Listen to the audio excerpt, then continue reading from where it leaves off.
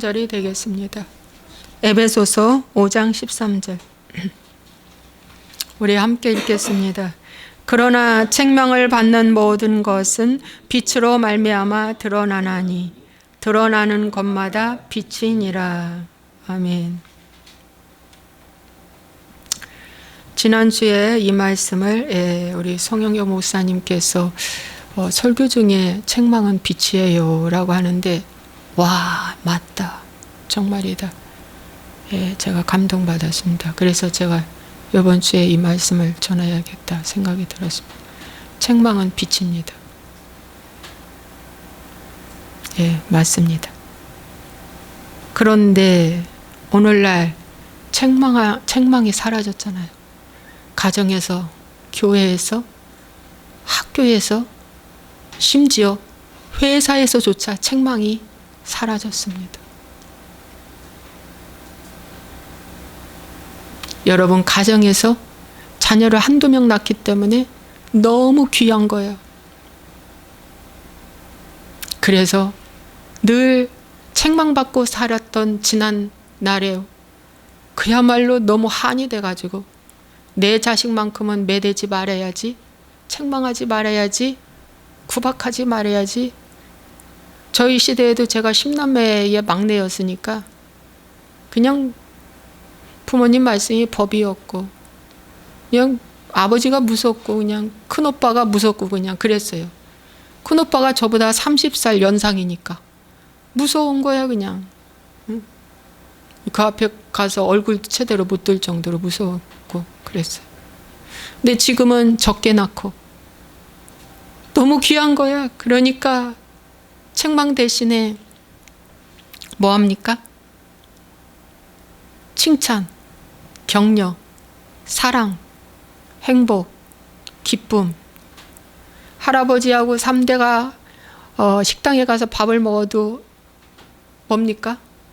옛날에는 다 윗사람이 시키는 거 아랫사람 아무 소리 안 하고 먹었어요. 외식이 어디 있습니까? 외식. 저는 평생 살면서 그때 시대는 외식이라는 것도 없었지만 그저 5일장, 7일장 장에 쫓아가는 것 정도가 너무 즐겁고, 장에서 구경을 다 하고 와도 사탕 하나도 사 먹고 올 수 없는 상황이었으니까요. 죽으면 죽고 살면 살고 뭐 그런 절대 중요하지 않는 그런 우리 집의 분위기였으니까요. 근데 지금은 가정에서 책망이 사라졌어요. 그래서 용기를 준다는 게 만기를 주고 있다는 것입니다. 이런 자녀가 교회에 와서도 뭡니까? 책망의 설교를 싫어하죠. 당연히 싫어하죠. 이런 자녀가 학교에 가서 학교 선생님이 책망할 때 뭐 한다고요? 그 학교 선생님을 고발하잖아요. 학교에 매가 없어졌어요. 매. 여러분, 학교에 매가 있어야 됩니다. 사실은. 우리 때는 학교에 매가 있었어요. 교사가 매를 갖고 훈계했습니다.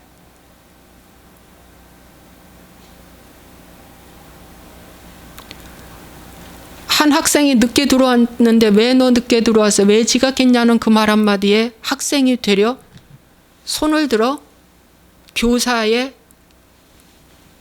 싸대기를 때리는 거예요. 지금 우리는 이런 시대에 살고 있습니다.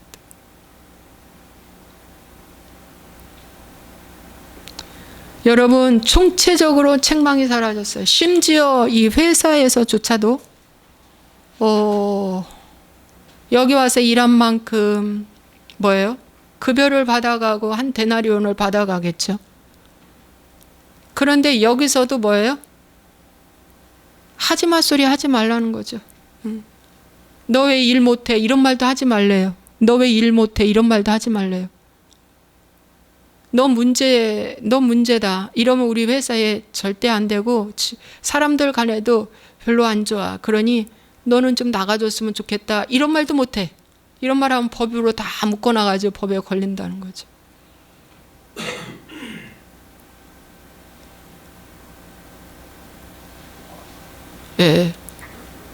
오히려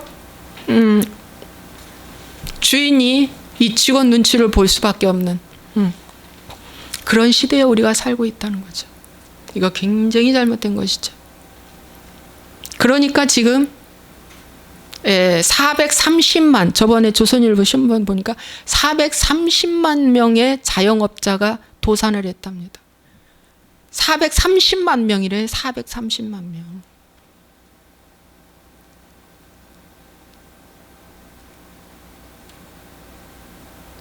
여러분, 한 광역시를 만들기 위해서는 50만 명의 인구가 살아야 광역시가 세워집니다.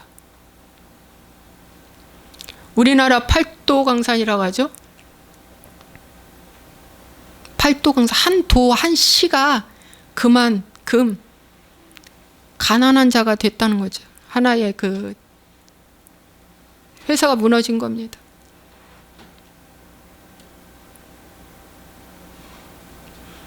이런 정책 때문에 무너지는 겁니다. 여러분, 우리가 곡식을 심어서 거둘 때도 분명히 반쪽짜리가 있고 알곡이 있고 축정이가 있습니다. 심한 바람을 통해서 알곡은 모아 곡간에 들이고 반쪽짜리는 다 날려보내죠. 여러분, 회사에서도 반쪽짜리 있어요. 교회에서도 반쪽짜리 있어요. 가정에서도 반쪽짜리 있어요.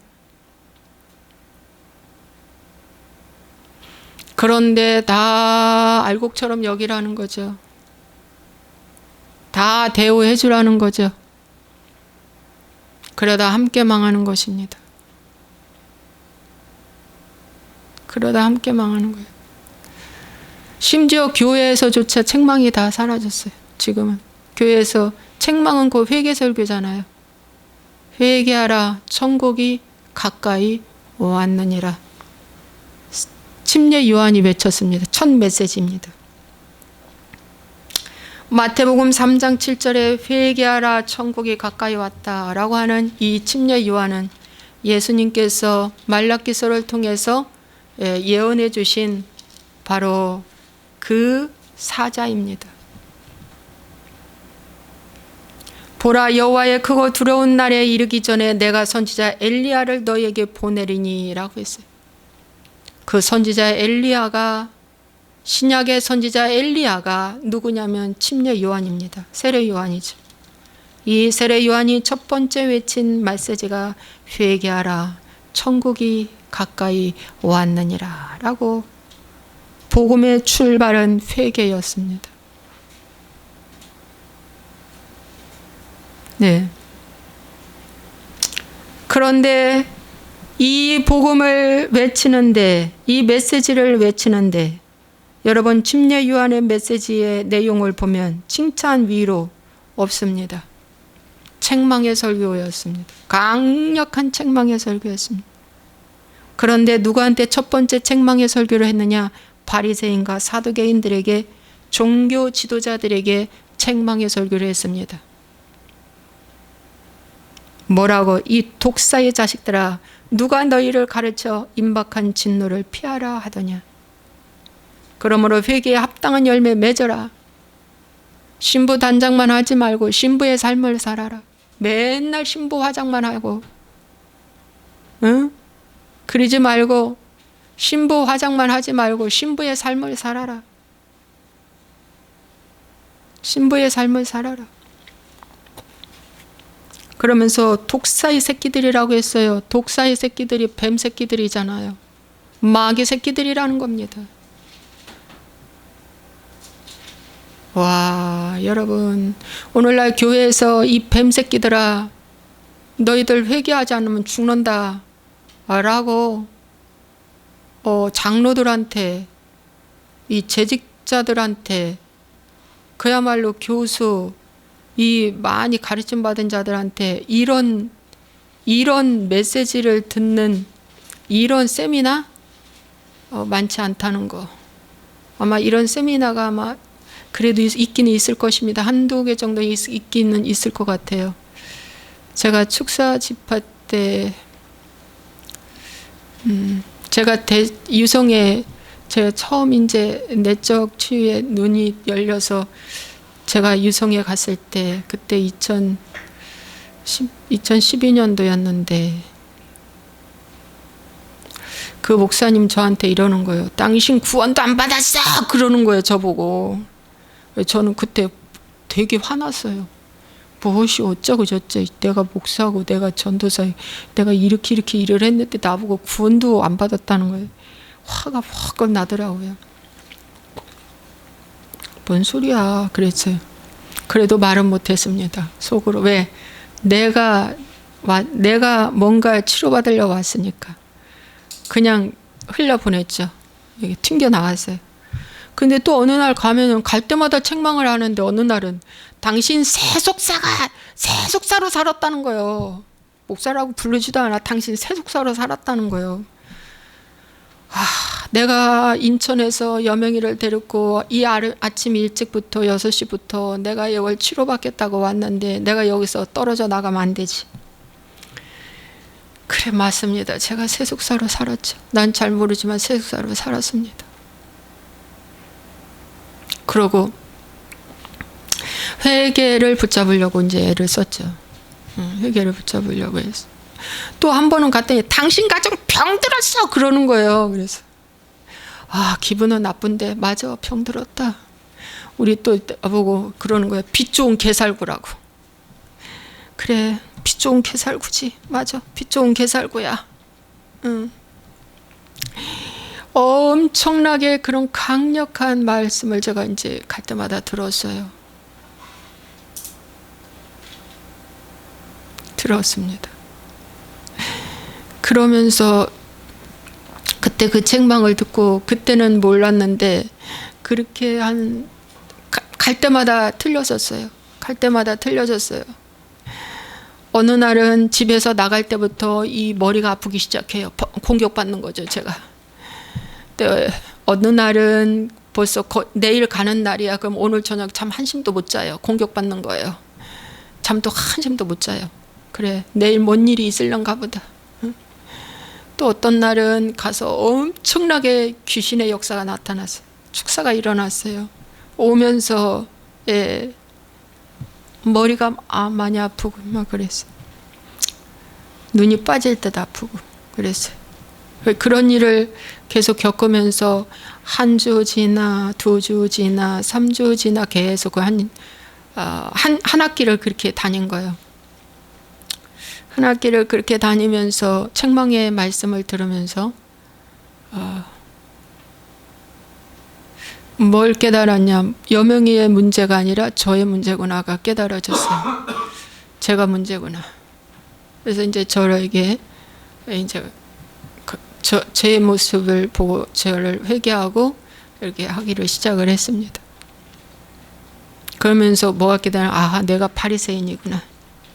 그러면서 내 안에 독사가 얼마나 큰 놈이 둥그리고 있는 것을 보게 되었고 알게 되었고 그랬어요. 예.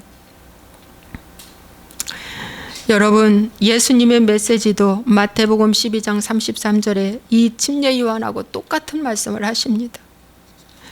뭐라고 말씀하시냐면은 이런 말씀을 해요. 나무도 좋고 열매도 좋다 하든지 나무도 좋지 않고 열매도 좋지 않다 하든지 하라. 그 열매로 나무를 아느니라. 독사의 자식들아, 너희는 악하니 어떻게 선한 말을 할 수 있느냐. 이는 마음에 가득한 것을 입으로 말함이라. 이렇게 말하고 있습니다. 누구한테요? 역시나 예수님도 종교 지도자들한테, 서기관과 바리새인들한테 이 독사의 자식들이라고, 뱀자식이야, 뱀자식이다. 그러면서 요한복음 8장 44절은 예수님이 직접 말씀하시죠. 뭐라고 말씀하시냐면은 여기 그런 말씀이 있어요. 너희는 너희 아비 마귀에게서 났으니 너희 아비의 욕심대로 너희도 행하고자 하느니라. 그는 처음부터 살인한 자요 진리가 그 속에 없으므로 진리에 서지 못하고 거짓을 말할 때마다 제 것으로 말하나니 이는 그가 거짓말쟁이요 거짓의 아비가 되었습니다. 너희들 거짓말하지. 거짓의 아비 닮아서 그렇다. 그 거짓의 아비가 누구냐? 옛뱀 용이야. 옛뱀 용이란다. 그 아담과 하와를 속였던 그 마귀다, 그거예요. 그가 하는 일은 도적질하고 죽이고 멸망시키는 일인데, 결국 마귀가 하는 일은 도적질하고 죽이고 멸망시키는 일인데, 니들이 전도하고 가르치고 뭐 제사를 드리고 뭐 양육을 하고 어쩌고 저쩌고 기도하고 하는데, 다 하는 일은 뭐예요? 마귀 루시퍼가 보낸 그 사명 감당하고 있다라는 것입니다. 예수님도 똑같이 책망의 설교를 하셨어요. 여러분, 그래서 오늘날 여러분 대표적으로 솔로몬을 알 수가 있어요. 솔로몬은 1천 여자를 거느리고 가장 지혜롭고 가장 부강하고 가장 능력 있는 왕이었잖아요. 그죠? 그런 솔로몬에게 젊었을 때는 아가서를 지었고 중년일 때 잠언서를 지었고 노년일 때 전도서를 지었잖아요. 그랬을 때 그의 그 잠언서의 1장부터 31장까지 구구절절이 돌이키고 조심하라 말밖에 없어요. 여호와 하나님을 경외하고 돌이키고 조심하라는 말을 그 아들 하나 르호보암에게 열심히 가르쳐요. 근데 르호보암은 그렇게 살아내지를 못하고 있어요. 왜냐? 솔로몬이 말로만 했기 때문입니다. 그렇다고 이 말을 했다고 엄마 아빠는 말로만 했지 그러니까 내가 이 지경이야 그렇게 말하면 안 되는 거예요. 말을 잘 알아들으셔야 돼요. 말귀를 잘 알아들어야 돼요. 여러분, 솔로몬이 너무 마음에 구구절절히 그 아들 르호보암에게 잠언서의 말씀을 전해주고 전도서에서는 모든 것이 다 헛되고 헛되다라고 말합니다. 내가 1천 여자를 거느려 봤지만 뭡니까? 아내 한 명으로 족하다. 그 아내를 기쁘게 해주라고 그랬어요. 응. 자식 기쁘게 해주라는 말은 없어요. 아내를 기쁘게 해주라 그랬죠. 아내 기쁘게 하고 함께 잘 살아라. 행복하게 잘 살아라. 한 명으로 족하다. 그리고 마지막 뭐라고 남겼냐? 해 아래에 있는 모든 것이 다 헛되고 헛된데 하나님을 경외하고 다만 그를 섬기라, 그거예요. 그것이 지혜의 근본이라고 말씀해주고 있습니다. 솔로몬이 그렇게 말해주고 있는 거예요. 여러분, 솔로몬과 다윗의 차이가 있어요.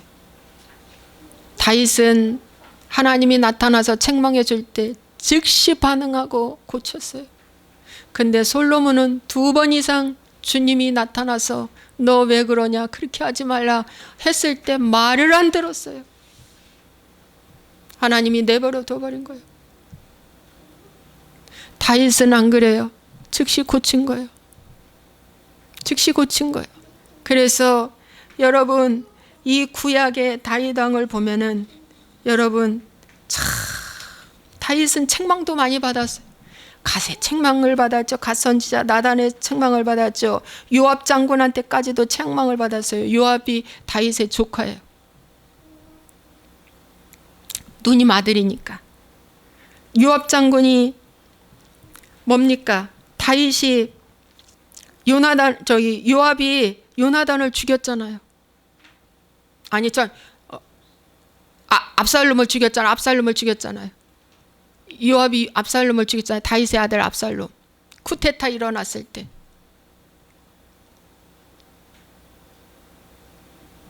그러니까 다윗 왕이 너무 마음이 상심이 되어서 내 아들 압살롬아, 내 아들 압살롬아 하며 울었잖아요.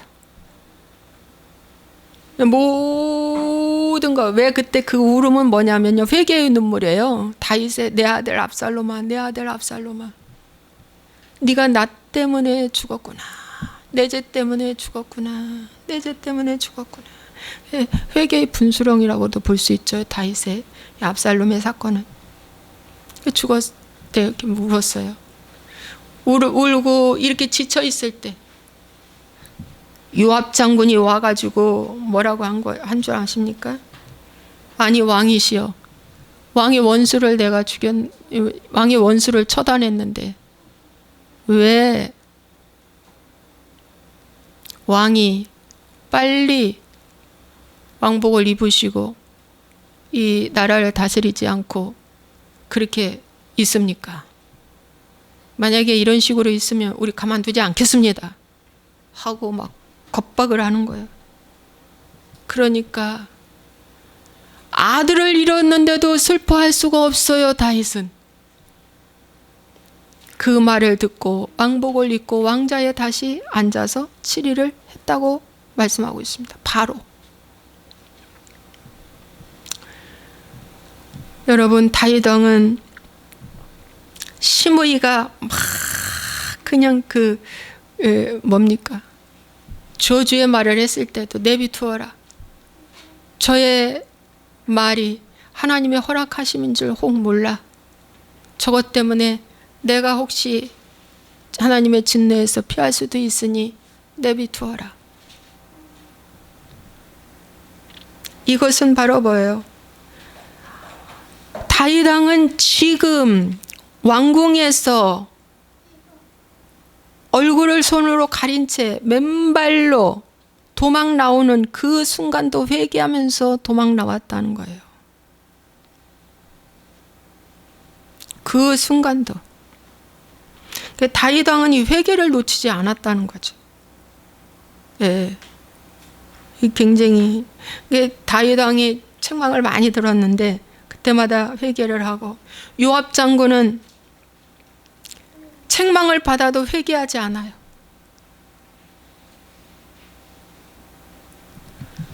요압은요, 요압과 다윗은 평생 같이 한 사람이에요. 예. 요압과 다윗은 평생 같이 다닌 사람들입니다. 광야 15년 동안 요압 장군이 늘 함께 있었고요. 다윗이 40년 왕위를 치리할 때도 요압 장군이 함께 있었고요. 처음부터 끝까지. 다윗에 대해서 일거수일투족을 다 알아요. 그렇게 알고 있는데도 불구하고 요압은 자기 정치적인 야망인 군대 장관의 자리를 놓지 않기 위해서 아브넬을 죽였어요. 물론 자기 동생을 죽인 그 때문에 아브넬을 죽일 수도 있지만, 또 압살롬이 왕이 되면 이 아브넬을 군대 장관으로 세울 마음도 있었어요. 그러니까 자기 자리가 위협을 느끼니까 압살롬도 물론 다윗을 쿠데타를 일으켰다는 하나의 명색은 그렇지만 자기 자리가 위협을 느끼니까 요압이 압살롬을 죽인 거예요.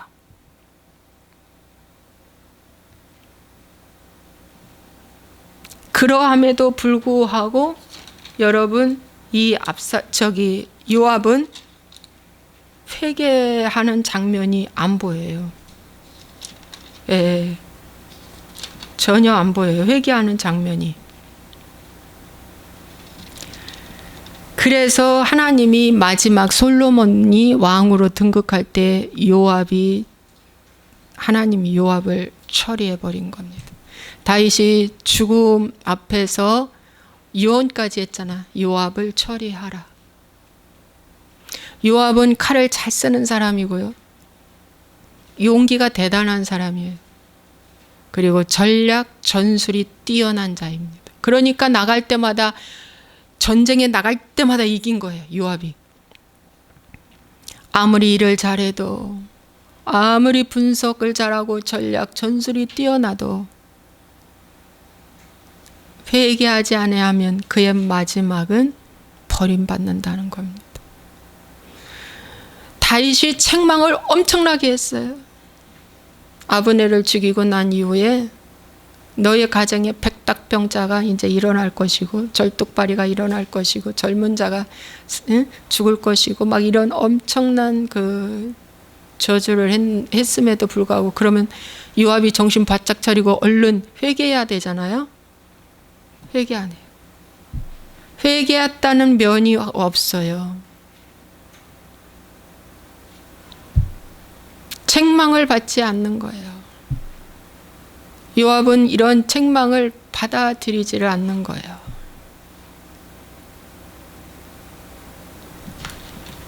그래서 결국에는 요압은 끝이 쓰임 받다가 버림받는 그러한 자가 된 것입니다. 여러분, 오늘 나는 얼마큼 책망을 잘 받고 있나? 제가 우리 구역장이 있어요. 네. 저를 좋아했고 저의 말씀도 상당히 좋아했던 구역장이에요. 이 구역장이 제가 3번 신도시에서 근무할 때 인천으로 이사 왔어요. 이사 와서 인천 어느 순복음교회를 다니면서 우리 신랑을 그때 막 이제 나오는 걸 보고 지켜보고 저를 소개해 줬어요. 이게 중매한 거예요. 이 구역장은 겉으로 볼 때 참 또 여러 가지로 솜씨도 있고 외모도 괜찮고 열정도 있고 순종도 그래도 하는 사람이고 괜찮아요. 그런데 여러분, 나를 중매해 준 그 구역장님, 그래 나하고 그래도 잘 알고 나를 친하잖아요. 중매를 해줬죠.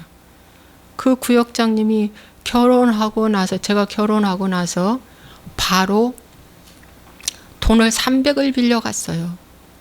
지금으로부터 25년 전이죠. 300을 빌려갔어요.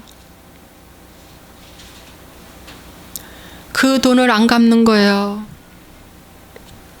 그런데 나중에 이제 제가 그 구역장하고 친하니까 여기저기서 나를 통해서 연락이 되는 줄 알고 나한테 연락 오기를, 전도사님, 돈을 이렇게 빌려갔어요. 누구 돈도 이렇게 빌려갔어요. 누구 돈도 이렇게 빌려갔어요. 많지도 않는 돈이에요. 200짜리, 300짜리, 500짜리, 100짜리 뭐 이런 식이에요. 저는 제 돈만 빌려간 줄 알았더니 교구 식구들, 교회 식구들 돈을 빌려갔더라고요. 그래서 제가 어느 날 전화가 왔길래 제가 그랬어요. 구역장님, 왜 돈을 빌려갔고 그렇게 안 갚냐. 그랬어요. 왜 안 갚으세요? 저는 저 것만 빌려간 줄 알았더니 그게 아니었네요. 네, 그랬죠. 그게 강한 책망도 안 했어요. 그냥 그 말 한마디에 그 이후에 연락이 딱 끊어졌어요. 돈도 지금까지 받지도 못할 뿐 아니라 연락도 딱 끊어졌어요. 딱 끊어지고 지금으로부터 한 10년 전에 한 번 연락이 왔어요. 연락이 와가지고 확인 전화 온 거예요. 무슨 전화? 애는 낳냐? 애는 몇 낳냐? 개척은 했냐? 목사 안수는 받았냐? 이런 확인 전화. 그렇다고. 그러고 나서 지금까지 그 10년 동안 또 연락이 한 번도 없어요. 여러분, 그분이 그러더라고요. 신학교를 10년을 걸쳐서 신학교를 나왔다고 하더라고요. 여러분, 10년이 아니라 20년을 거쳐 신학을 나와도 하나님은 그런 사람 쓰시지를 않습니다. 돈을 못 갚으면 연락이라도 끊지 마세요. 그 집에 와서 청소라도 한번 해줘요. 그럼 탕감 받아요.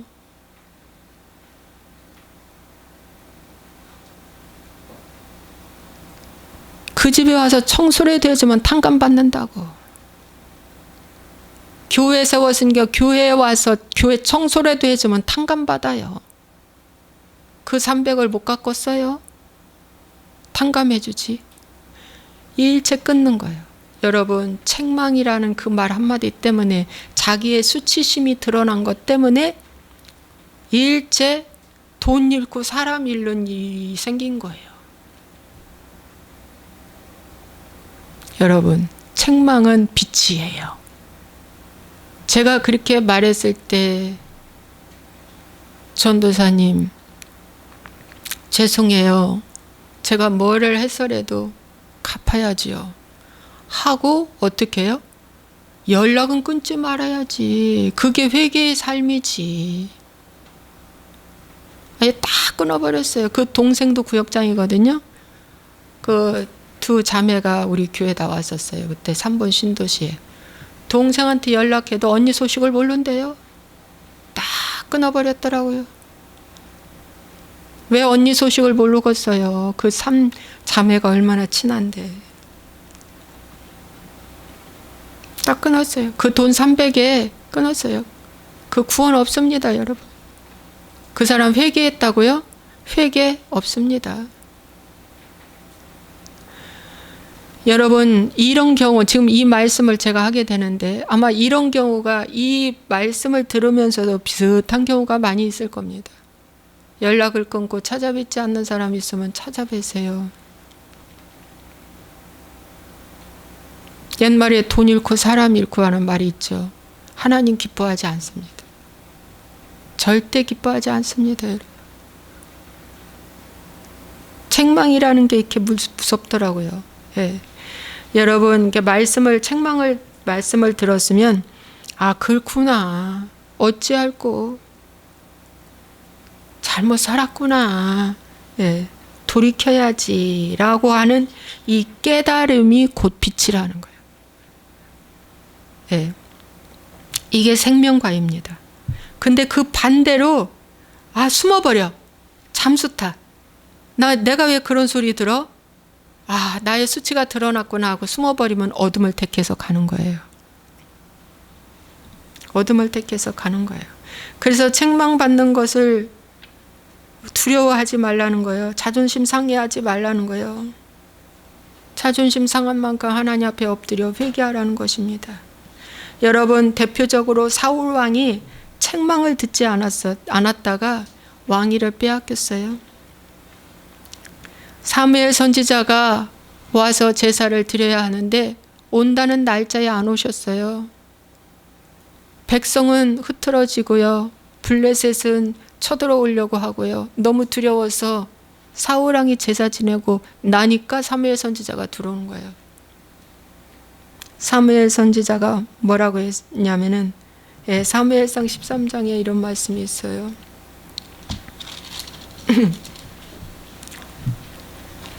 사무엘상 13장에 사무엘이 사울에게 이르되 왕이 망년 때에 행하였도다. 책망했죠. 왕이 왕의 하나님 여호와께서 왕에게 내리신 명령을 지키지 아니하였도다. 그리하였더라면 여호와께서 이스라엘 위에 왕의 나라를 영원히 세우셨을 것이거늘 지금은 왕의 나라가 길지 못할 것이라. 왕의 나라가 길지 못하리라고 나라가 단명돼 버렸어요. 40년의 7위 기간 동안에 2년만 하나님과 동행하고 38년은 다 가짜인 거예요. 왜냐? 바로 이새의 아들 다윗에게 가서 기름을 부으라고 하나님 말씀하셨어요. 그래서 다윗 왕을 키우기 시작했습니다. 다윗 왕을 키우기 시작했어요. 그래서 사무엘 선지자가 너무 사울 왕을 보니까 마음이 아픈 거예요. 그래서 마음이 아파서 엎드려 기도했어요. 그랬더니 하나님이 말씀하셨어요. 너 기도하지 마라. 내가 그를 버렸다. 내가 그를 버렸기 때문에 너 기도하지 마라. 나도 그를 버렸으니 그만 기도하라고 말씀한 적이 있어요. 로마서 1장의 말씀에 내어버려 두사가 3번이나 나와요. 그 정욕대로 살도록 내어버려 두사. 정욕대로 살도록 내어버려 두사의 대표적인 사람이 요압입니다. 솔로몬일 수도 있어요. 솔로몬입니다. 정욕대로 내어버려 두사. 여러분 사울왕입니다. 여러분 이 정욕대로 내어버려 둔다는 거 참 무서워요. 무서워요. 여러분 엘리 제사장 아시죠? 자식을 책망하지 않아요. 자식이 잘못 가도 책망을 하지 않는 거예요. 결국에는 엘리 제사장과 그 자식도 같이 죽음을 맞이했어요. 오늘날 잠언서에 이런 말씀 있죠. 자녀를 매로 쳐서라도 바른 길을 어렸을 때부터 가르쳐라. 사생아는 징계가 없다고 말씀했어요. 여러분 보십시오. 에서와 야곱을 보십시오. 야곱은 얼마나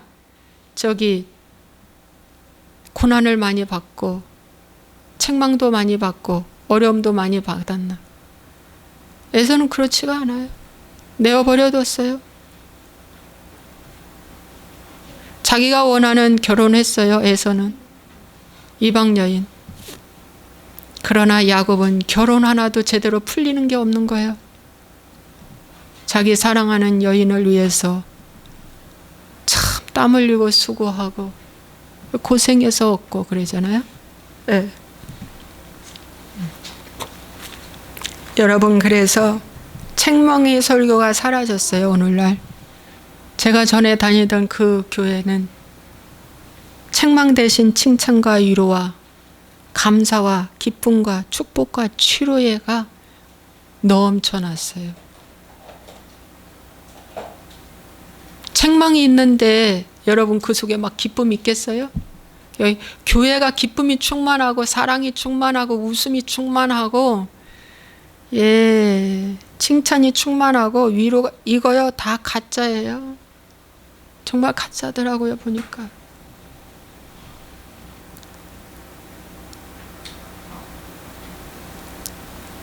그래서 바울도 다메섹에서 사도행전 9장에 보면 사울아 사울아 네가 어찌하여 나를 핍박하느냐 박해하느냐 이 책망 아닙니까? 다메섹으로 막 하는 노중에 지금 이제 예수 믿는 사람들 잡으러 가는 거예요. 핍박하러 막 말을 타고 질주를 하고 가고 있는데 소리가 나는 거예요. 강력한 빛이 임하면서 그 빛 때문에 눈도 멀었죠. 빛이 임하면서 소리가 나는데 사울아 사울아 네가 어찌하여 나를 박해하느냐. 이거 책망 아닙니까? 책망이죠. 주여 니시나이까 나는 네가 핍박하는 예수다. 그 책망의 말씀을 바울은 들었어요. 순종했어요. 바로 아라비아로 가서 어떻게 해요? 바로 밑으로 내려가서 그는 어떻게 해요? 3일 동안 금식하며 생각하고 묵상하고 기도했어요.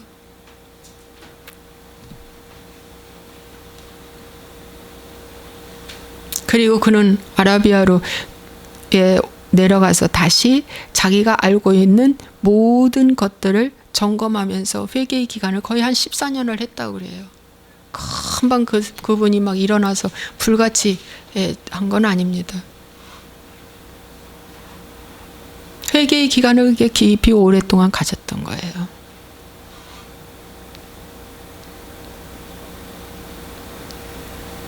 책망의 설교.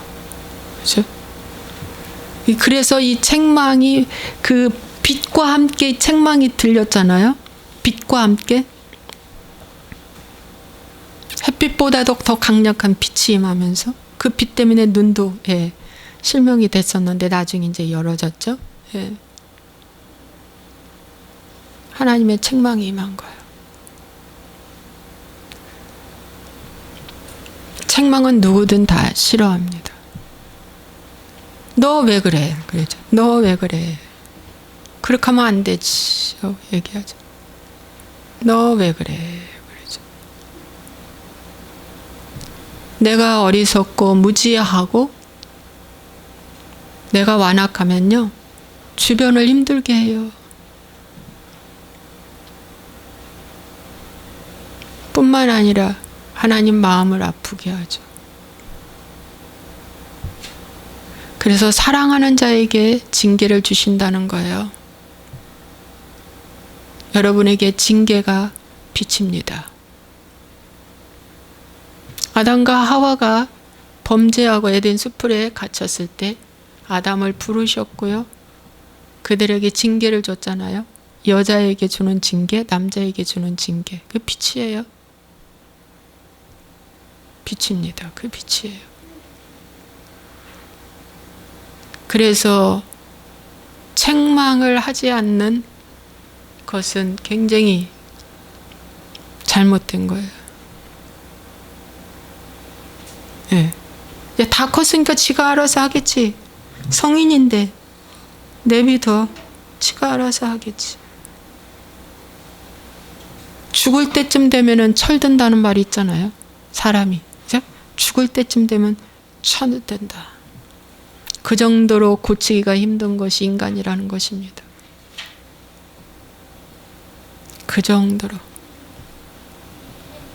그래서 여러분, 이 말씀을 듣고 나눔을 하는 것도 나의 수치와 부끄러움을 드러내는 거, 그것이 빛이라는 겁니다.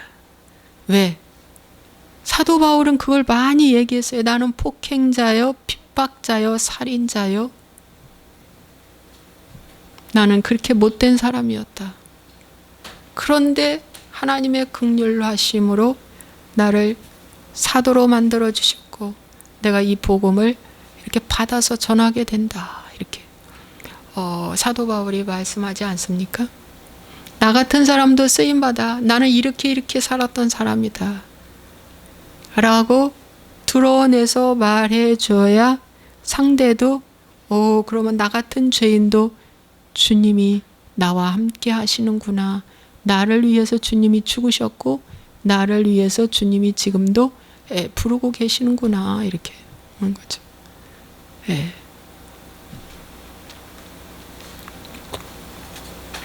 여러분, 오죽하면 발람과 당나귀 이야기 아시죠? 당나귀가 입을 열어 발람한테 말하잖아요. 내가 언제나 주인을 어긴 적이 있습니까?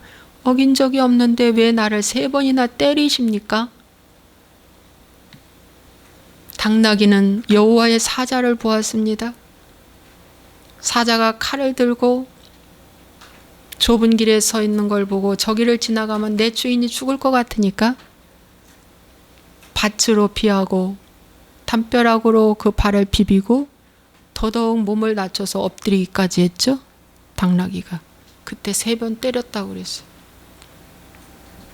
당나귀가 책망을 합니다. 그러고 나서 하나님이 발람의 눈을 여심해 여호와의 사자가 앞에 있는 게 보이는 거예요.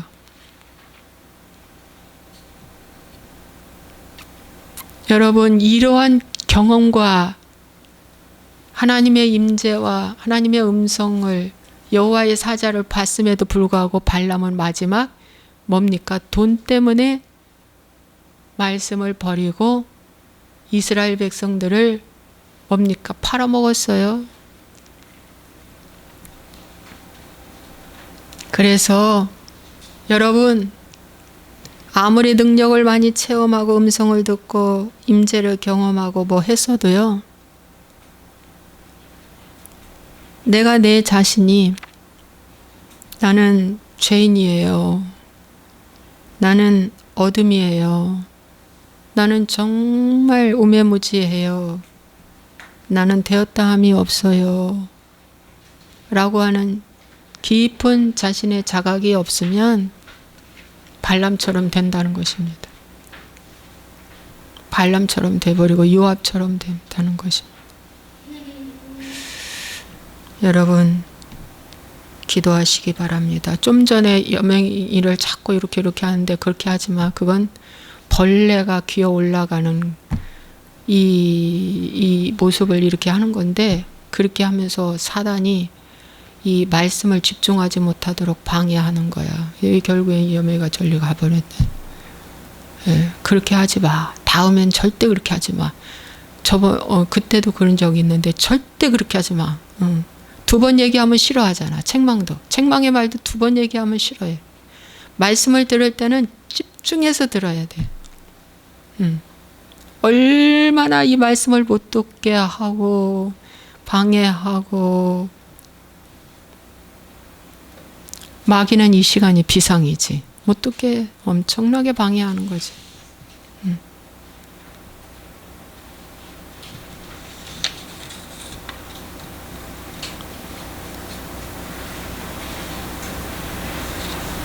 자, 기도하겠습니다. 좋으신 아버지 하나님, 감사와 영광을 돌립니다. 우리는 그렇게 하면 안 돼. 너 왜 그래? 당신 왜 그래? 왜 그러는 거야? 그렇게 하면 안 돼. 이건 이렇게 해야 돼. 라고 돌이키라고 책망을 해주는 것이 성경은 말씀하시기를 빛이라고 합니다. 우리는 빛에 속하고 싶고요. 빛에 임하고 싶고요. 빛 안에 거하고를 싶어 해요. 네, 그런 기도도 찬양도 말씀도 많이 들어요. 그런데 이 빛이 책망해주는 그 빛이라잖아요. 그러면 책망을 두려워하지 말고 책망을 싫어하지 말아야죠. 책망해줄 때마다 고치는 거예요. 책망해줄 때마다 버릴 건 버리고 잘라낼 건 잘라내고.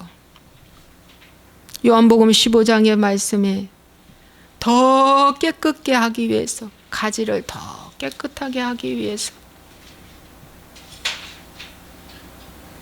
더 열매를 맺게 하기 위해서 제거해 주신다잖아요. 주님 제거해 주신다잖아요.